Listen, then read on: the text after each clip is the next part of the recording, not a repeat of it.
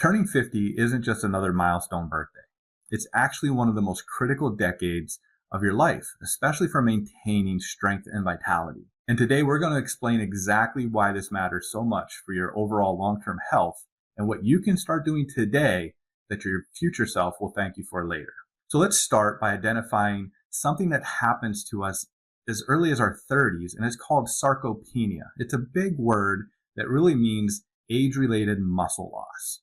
Like I said, this starts happening when you're 30, and it starts at such a slow pace that people don't even realize it's happening.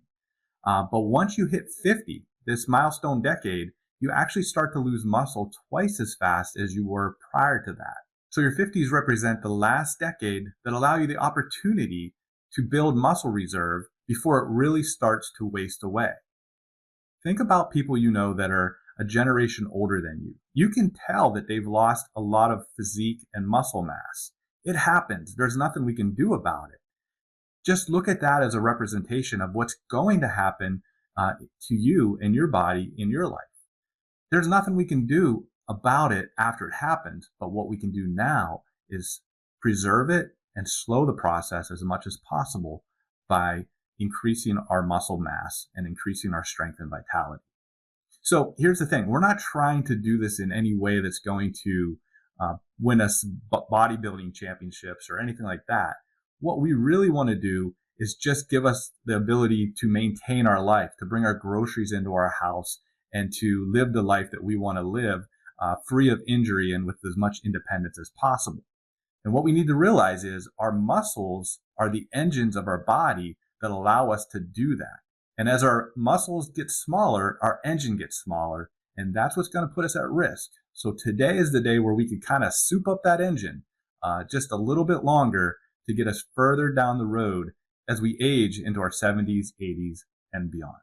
So at this point, I just want to share with you that as I'm going on this journey myself, I have not really appreciated the importance of doing muscle building exercises and strength training exercises. I've been very happy with cardio exercises because, quite honestly, because I enjoy it more and I feel better afterwards. But knowing what I know now, I'm actually going to be continuing to explore some strength training exercises on my own.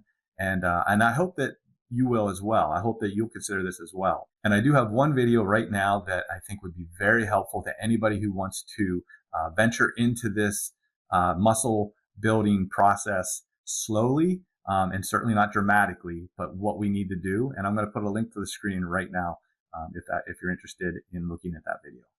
So building muscle isn't just about strength. Muscles are one of the most important anti-aging organs in your body. When you lift things or contract your muscles, you're actually, your body starts to send out these signaling molecules called myokines. And these myokines go into your bloodstream. And what it does is it actually helps your body to reduce inflammation. It helps it reduce sensitivity to insulin, and it just helps your body overall stay young. The nice thing about this, when you think about it, if you're eating food as you get older, one of the things that happens naturally is we tend to become more resistant to insulin. Muscles are kind of like a sponge for insulin. So when you eat food, the more muscles you have, it allows your insulin to filter into that sponge and allows you to kind of fight off the disease of diabetes for a longer period of time.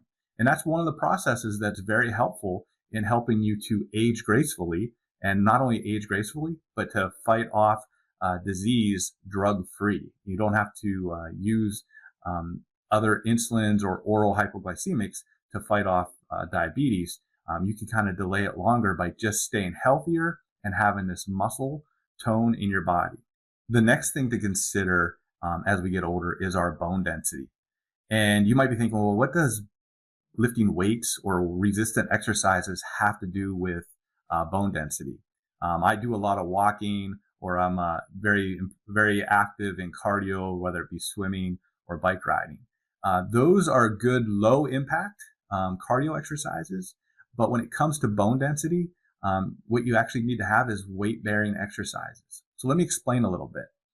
As we get older, past 50, women go through menopause and men go through something similar called andropause. And both of those start to indicate a rapid decline in our bone density. And that's just, again, a natural thing that happens.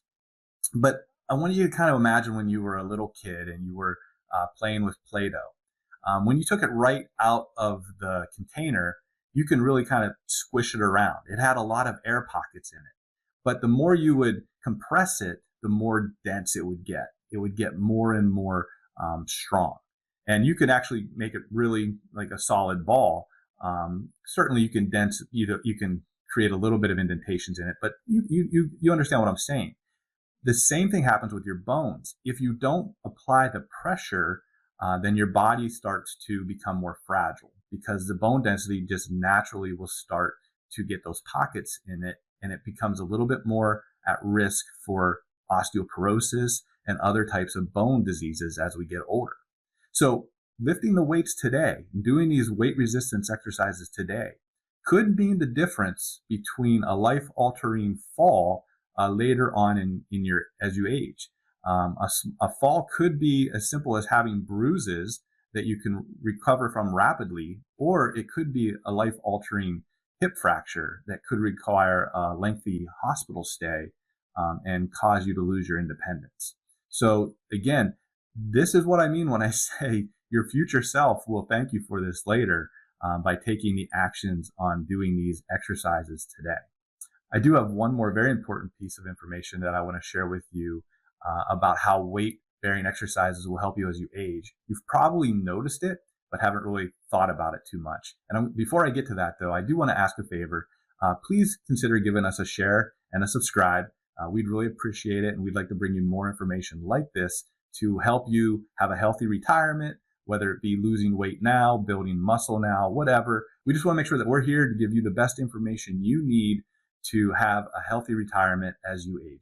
And here's the last thing that I wanted to share with you about these weight resistance exercises and why they're so important for you. It's about slow twitch fiber and fast twitch fiber. Let me explain.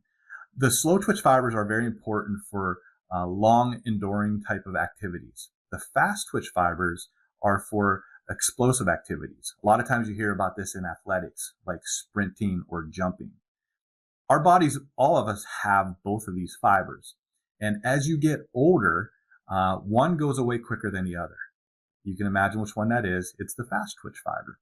So imagine when you're walking somewhere at the airport and you become a little bit delayed, and you notice why. It's because there's some older people in front of you. They're not walking slow because they want to.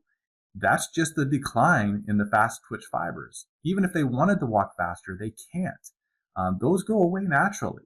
But here's the good news. Doing weight resistant exercises today will again slow that progression and allow you to keep those fast twitch fibers longer. So think about it. Again, when we revisit the example previously where a life-altering fall could affect your overall independence, if you have those fast twitch fibers still in your body, you now have the ability to catch yourself much easier when you stumble and perhaps prevent the fall from happening at all. So that's another reason why doing these weight-bearing resistant type exercises are so important for us to do today, because as we get older, we're running out of time to actually build this muscle reserve. And we're not doing it necessarily for our tomorrow, next week, because we're doing it for our future self down the road when we're 60, 70, and 80, and we wish we would have done it then.